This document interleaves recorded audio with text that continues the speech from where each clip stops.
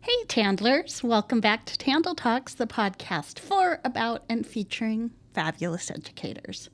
I'm your host, Nancy, and today we're talking about one of the most joyful, energetic, all hands on deck events in our district, the STEAM celebration. This year marks our third celebration, and it just keeps getting bigger, bolder, and more hands-on. To help us dig into what families can expect on May 2nd at Fairgrove Elementary, from rockets to reptiles, art to engineering challenges, and even a little square dancing, I'm joined by our three incredible educator leaders. Together, they are the architects behind this year's event, and they've built something that truly brings science, technology, engineering, the arts, and math to life for our kids and our families. Let's jump into the conversation. Hello, Tandlers. Today we are talking about our district's STEAM celebration. And I am joined by my lovely co-host and two of our other teacher leaders. Tell us who you are. I'm Ann Schumacher, elementary instructional coach for science. I'm Nicole Wonner. I teach second grade at Waller Road. And I'm Lonny Sulfaro. I teach fourth grade at Fruitland Elementary.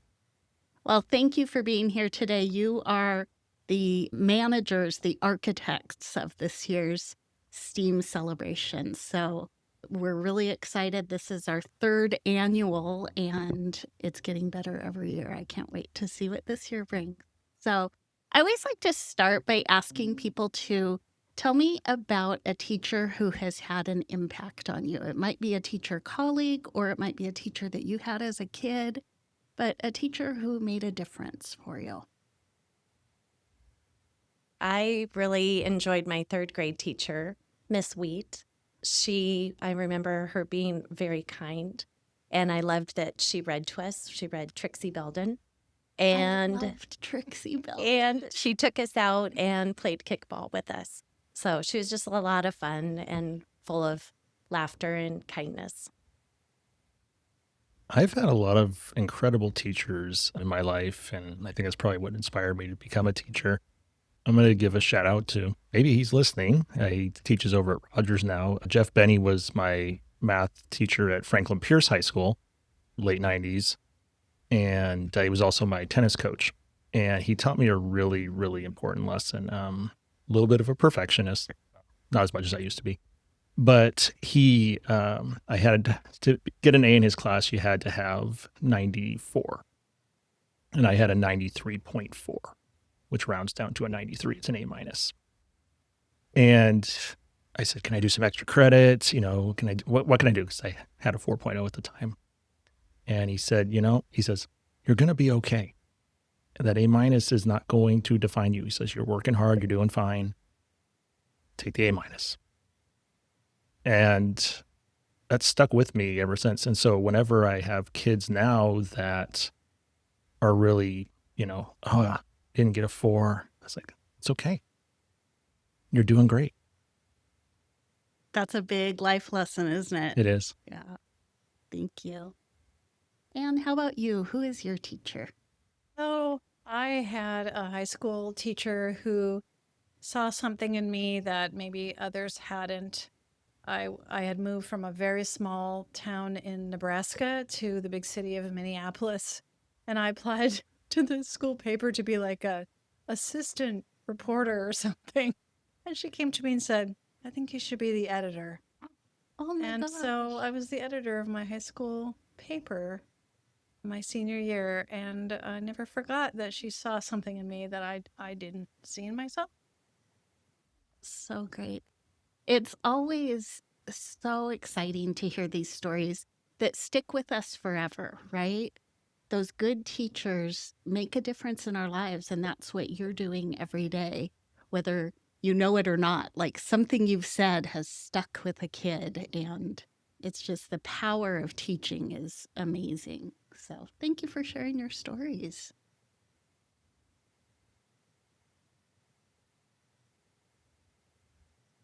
So, what inspired you to take on a leadership role in this year's STEAM celebration? For me, I just love science, and I've coordinated our school showcase for the last 8, 9 years. And when I was approached with the opportunity, I said, a chance to share more science with more people? Absolutely. And it's just, science is the world around us. And the more that we can get kids invested in understanding STEAM and excited for STEAM, the better. Yeah. And for me, I have the privilege of seeing this event from the very beginning 2 years ago. And I was just really excited, like Lonny said, to bring fun activities to kids through the world of science and just seeing them engaged and excited about science. The bubbles and the car show and just a lot of hands-on activities. And now we're growing, and it's exciting. So I'm happy to be back.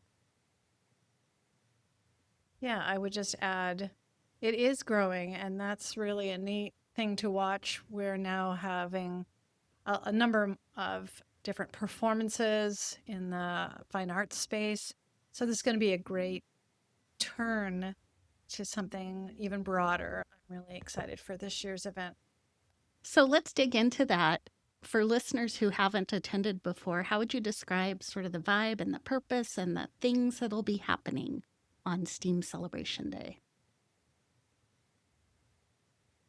There will be different activities that cover each part of STEAM. So there will be hands-on science activities with people from the community, bringing in a lot of fun and interesting activities, as well as technology. We're going to have robotics come out and hopefully some drones this year.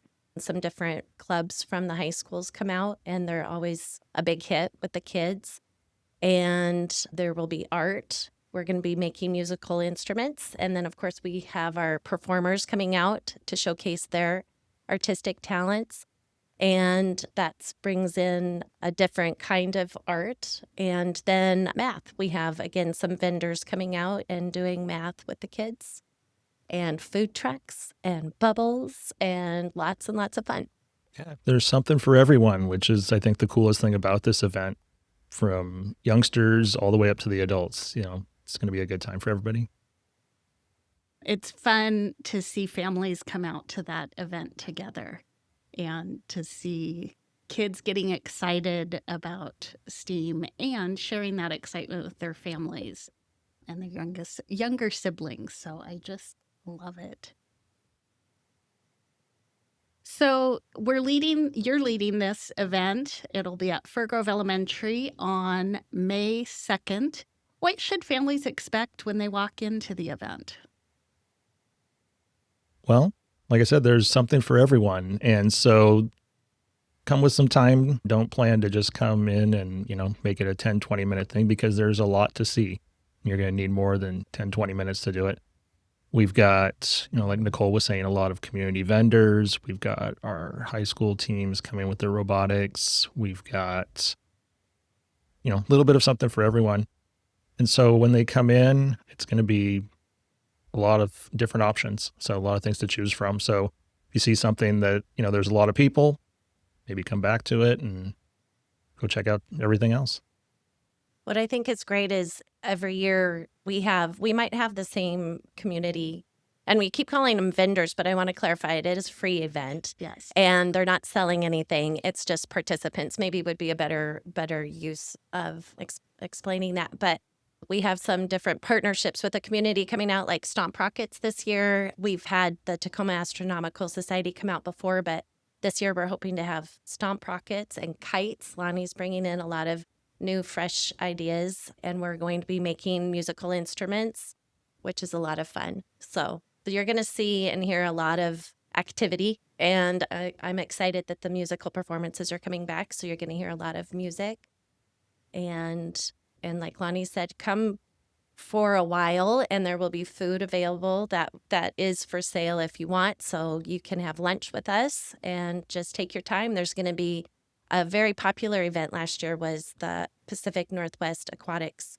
and Exotics Rescue, and they're coming back. So we're really excited. So come hold a reptile or if you're brave, show your braveness. Yeah, Hold a snake. If you're me, you'll observe the reptile from a respectful distance. That's okay too. That's okay too. And a lot of building. You're going to see kids. That when you were talking about family engagement, I really enjoy seeing the straw towers being built with teeny people all the way up to adults. So it's fun to see them interact together. I'll add that our music teachers have been really all in this year, and we have a couple of musical groups, one from Maplewood, a choir from Fruitland. We have an orchestra, but we also have some square dancing happening, and it's an audience participation opportunity. Oh my gosh. So That'll we be hope fun. to fill the gym with some square dancing this year. Pretty exciting. That is so cool. I love too the community involvement, but also all of the junior high and high school kids that we bring in, because nothing makes a little kid happier than a bigger kid. They love teenagers. So That's true. And we do need volunteers. So reach out if that's something you would like to participate Yes. in. Yes. So, how do you see events like this supporting curiosity, confidence, or identity in STEAM for students? Well, my hope is when you leave this event, you're leaving curious. You're leaving with a question. Something has piqued your interest, and that you will go home and you will investigate, because that's what scientists do. And so I think with having every branch of STEAM represented in some way, we really increase that chance of not just our kids, but the adults that come to the event too, wanting to expand their knowledge of science concepts. And I hope they will.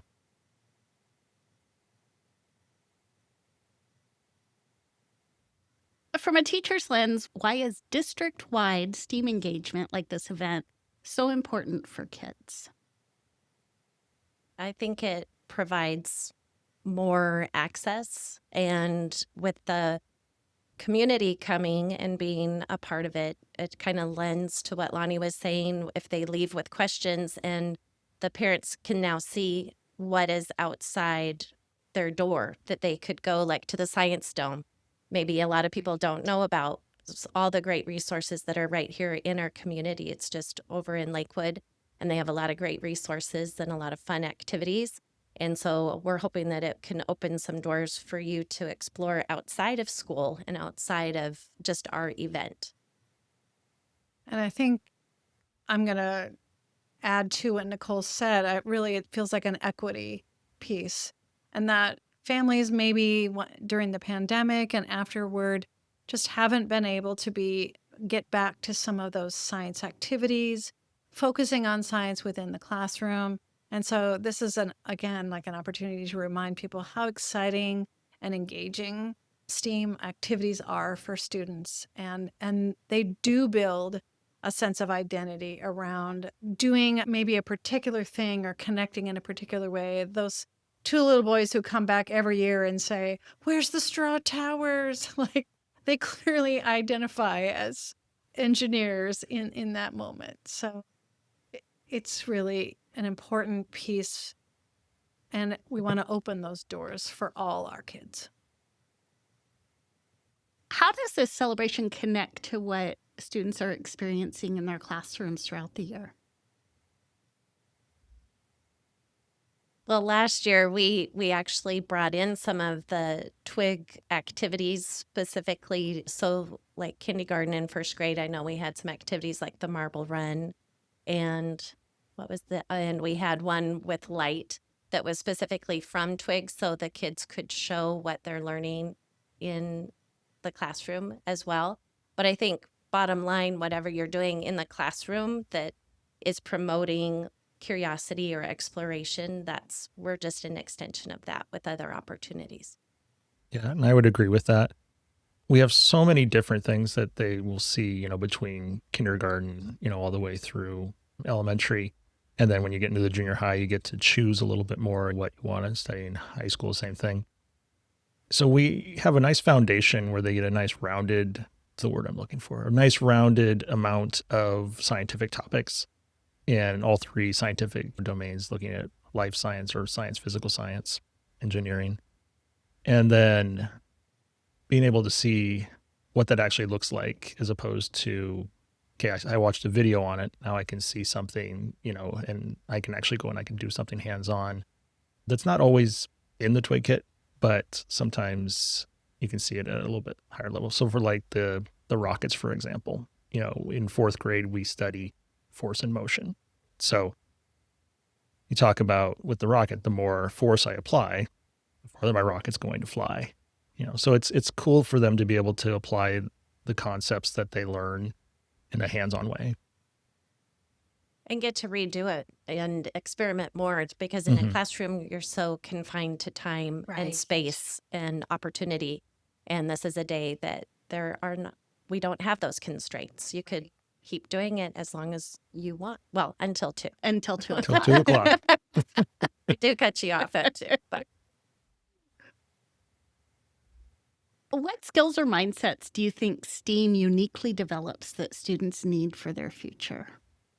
I would say problem solving is probably the biggest thing because science is imperfect. When you make a mistake, that's what you should expect when you do a scientific investigation. I always tell my students, if it does exactly what you thought it was going to do, you already had that knowledge. That's not an investigation. That's a scientific demonstration. You're showing your understanding. I said, so when you do an experiment, it shouldn't work the way you think it's going to. And then how do you respond? You look at what happened, you analyze it, you think about it, and we start building some of those deeper thinking skills. And then as the expression goes, back to the drawing board, right? Or tablet these days. And so I think it really helps them to develop, deeper thinking skills and expand their curiosity. Like, oh, it didn't do what I expected it to do. I wonder if I make this change, would it do this? And that leads into what I was thinking is just opening again with curiosity, but asking questions. Right. And noticing things, making observations and asking questions around you, and not just accepting what you see, but asking more. Why is that happening? And when you were talking about going through the engineering process, basically that promotes perseverance as well. So not just accepting, okay, well, it didn't go the way I wanted to, but pushing yourself and persevering through it and asking why and what can I do next, and it makes it fun and exciting to try other options as well. We talk a lot about that at the elementary level because when kids do something and it doesn't go the way they expect it to, kind of naturally they just want to say, okay, well, it didn't work. And encouraging them to understand it didn't work, but that's okay. Now, why didn't it work? And, we'll bring up, do you see, we're sitting in a room, the lights are on. Yeah. You guys ever heard of Thomas Edison? Yeah. Okay. How many times do you think it took him to get that light bulb just right? And they throw out their answers and like 5, a little more. And so when they find out, that he failed thousands of times and just kept at it until he had it just right, it does, like Nicole said, it builds that perseverance, which is so important for them, not just in science, but in life. Right. It's also that really builds that inquiry learning piece, right? Like that inquiry cycle and that scientific process of developing a question and testing, and kids sometimes don't get a chance to really stretch that muscle. We do a lot of direct instruction, we practice, I do, you do, we do, sort of in that order. I do, we do, you do. There you go. But here, right, like they're gathering information and testing questions, and they're kind of in charge of that process, and that feels really good to kids, and I think it's a really important muscle to build. I agree. So this event brings together families, staff, volunteers, vendors. What does that community collaboration mean to you? Well, teamwork makes the dream work. Right. And so it's huge. And I love that we have community guests coming in. I love that we have, many of our schools have volunteers and coming in. We're going to have some junior scientists sharing science projects. It's just great when we can get everybody together, and you see that, like I said earlier, it's everywhere. It's all around us. And when we have that opportunity to come together and share our learning and share our questions, it's a truly powerful thing.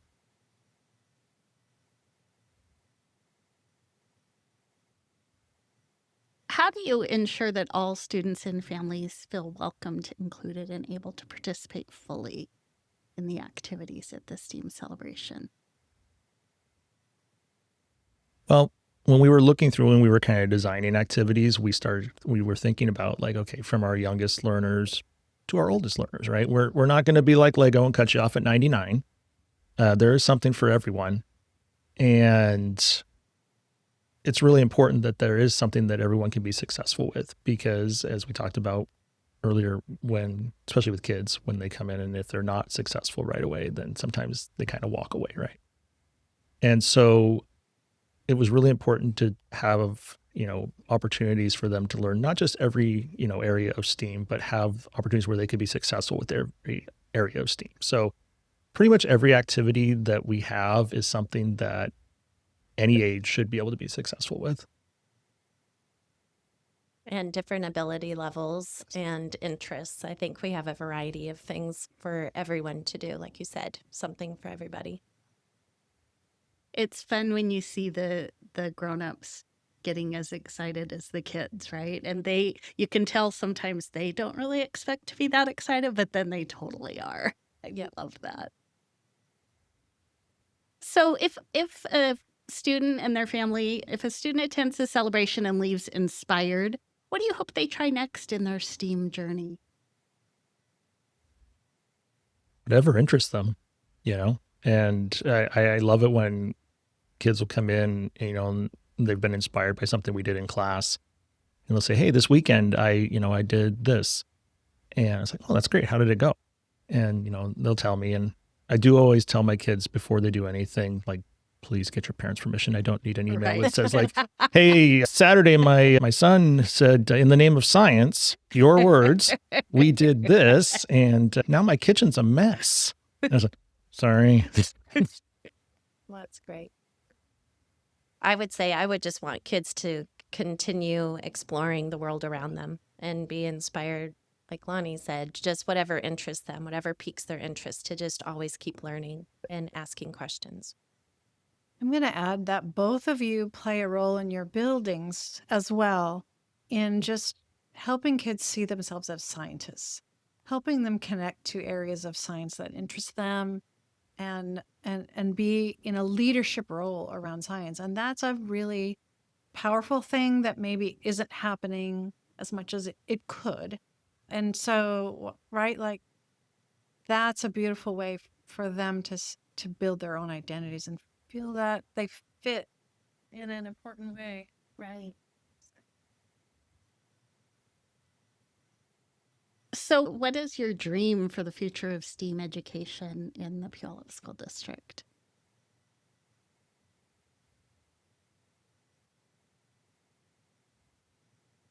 Well, I would say for myself personally, I would love to see kind of what Ann was saying. I would love to see more people start up, science clubs in their buildings. The more kids have an opportunity to learn STEAM, the greater their opportunities in the future are going to be. And so when we can provide that opportunity, it's setting them up for success, and it creates, like I said, a future where possibilities are unlimited. I just want kids to be excited about science and exploring. So I mean, if I wanted to dream, I would want a STEAM celebration at every school, but that's dreaming big, or bringing in the community into schools if I had an unlimited budget, taking field trips and taking kids to places that they could have really hands-on experiences. But maybe we can inspire parents to do that through our little celebration. So since I can't take them. And our teachers, right? Like, we hope that they can continue to build knowledge and excitement and engagement in science for their own pure joy as well as for their students. Well, and you especially have worked really hard on this the last few years. We know that in elementary, science instructions got set to the side for many years. And so we know that often our elementary kids have inconsistent experiences with science learning, right? And so I think one big hope that I have, like I said, that you've been instrumental in moving forward, is that teachers feel confident teaching science and that every kid has an equitable science experience all the way through, right? Yeah, I think that's a very good hope. And I think we are headed that direction. I think TWIG and all the support we've been getting from the district and with the core connections at Waller Road, we've already gotten into that this year. And I think that's really helped. So it's great to have that extra support with time, because I know that's what most teachers, time is always a constraint, but making the time is really important. Yes. Yes. And it's hard to do. There's so much to get done in your day, right? Yeah. Any advice for families who want to support STEAM learning at home, even in simple ways? I mean, I know I've said it a few times, but science is everywhere, and and math is a big part of that too. You can do just about anything, and make it a scientific investigation. And cooking is a science, right? And you take a recipe and maybe you change something a little bit. That's a scientific investigation. And so just finding things that you enjoy, finding interests, and then exploring them. There's, there's great science kits and those kinds of things that give you very specific experiments and that kind of stuff. But I think it's more powerful when you come up with your own, because it's something that you had a question about. Not something, it's like, I got this really cool, I can, make snow, which is really cool. And I would just really encourage people to go outside and be together, go on a hike or go to a park and just slow down and look around you, make some observations and have your child lead the direction. Whatever questions come to mind, maybe don't Google them, maybe go find a place where you can observe it or look into it together in a more natural way, if possible, or definitely follow their questions and their lead, what they're interested in. I love that. That's great advice for so many things. Don't Google it. We've gotten so used to just asking questions. Let's stop and think about the questions for a minute. It's a good reminder for me, Nicole. Thank you. What can teachers and principals do to support and promote the PSDC STEAM celebration? Get the word out. There's a flyer that will be sent out, and so including that in your communications to families through Parent Square, social media, posting in your building, all of those would be helpful and appreciated. Absolutely. Talking about it, bringing it up. We would love to see more staff and PSD employees there. Yeah. Friendly faces. It's a lot of fun. And I'm just going to issue a challenge right now, because we ask kids to tell us what school they come from when they enter the doors of the STEAM celebration. And Waller Road has a huge following. Yes, now, Waller we do. Road is one of our smallest schools. It might even be our very smallest. And their turnout far exceeds any other school. Fruitland is 2 or 3 times the size of Waller Road. I'm pretty sure Fruitland can represent. You hear that, Fruitland? You got to step up. May 2nd, 10 to 2. Be there. Yes. So what are you most looking forward to when the doors open on May 2nd?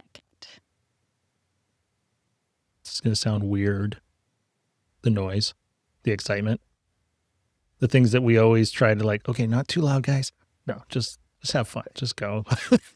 Yep, I love the smiles. The smiles. I'm looking forward to learning to square dance. I think that'll be a lot of fun. And just seeing excitement on the kids' faces. Last year, we had a very messy art project. It might not be quite as messy this year, but just seeing kids delve into creating and building and learning just in an absolutely fun way is just a lot of fun to see.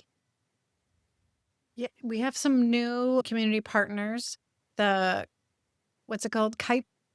Pierce County Kite Flyers Association. Kite Flyers Association. So kids can build kites and then test them outside if there's some wind. We have stomp rockets. Of course, we have animals that kids just love. The car show. The car show. I always like to see the beautiful cars that come. Oh, yes. There's a high school senior, or maybe she was last year, who brought her car, which was the replica of the flying car in Harry Potter. Oh, I'm telling you right now, the Harry Potter car was there last year. I hope it's there again.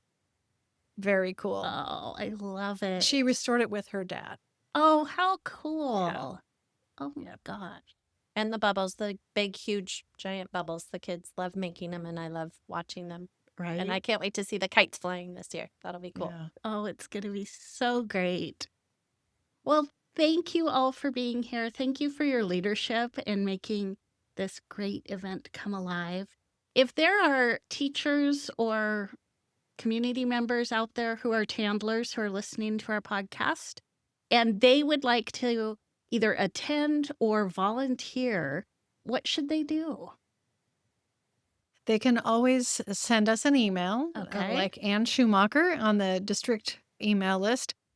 There's also a QR code for volunteering on that poster that will be appearing soon in every building and in Peach Jar. Great. All right. Well, thank you for being here. Thanks for being guests on TandL Talks. Yeah, thank you for having us. Thank you. Thank you for joining us for this episode of TandL Talks. Huge thanks to Ann, Nicole, and Lonny for bringing the energy, the ideas, and the pure joy behind this year's STEAM celebration. I'd also like to give a special shout out to our own Tina Van Blaricom. Tina, as you may know, manages our district's Science Resource Center. She is also an instrumental part of the leadership team for the STEAM celebration, and she helps make this experience a success. So don't forget, May 2nd, Fir Grove Elementary, 10 to 2, free, fun, loud, messy, joyful, curious, exactly what learning should be. Want to attend? Want to volunteer? Want your school to beat Waller Road's turnout? Fruitland, we're looking at you. Keep an eye out on Parent Square, Peach Jar, or just reach out to Ann. Come for the rockets, the kites, the music, the animals, and the building challenges. Stay for the community, the curiosity, and the smiles. Be sure to follow TandL Talks on Spotify, Apple Podcasts, Amazon Music, or iHeartRadio so you never miss an episode. Until next time, TandLers, keep wondering, keep noticing, and keep learning.